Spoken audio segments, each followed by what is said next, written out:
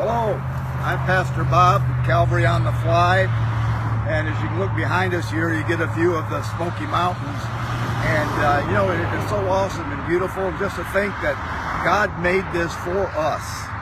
And I want to read just a little bit of scripture for you and talk about help today.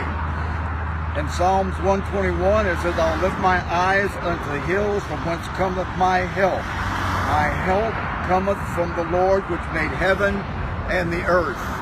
You know, we can count on God for giving the help that we need.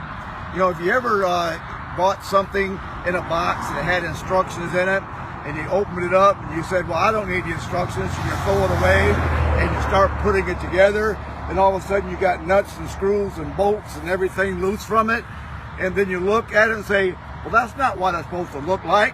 And so the next thing you do is you grab for the instructions, or you get your wife or your kids to put it together for you.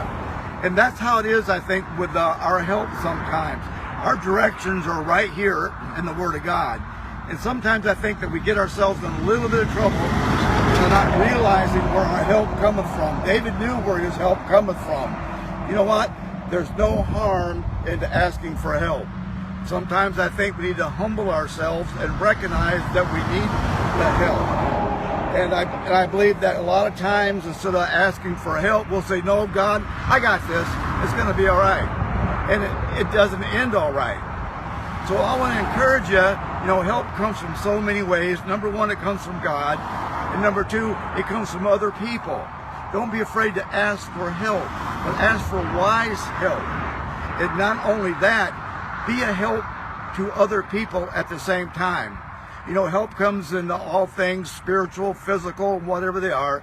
But I do know this, that my God, I look up into the hills, He is my help.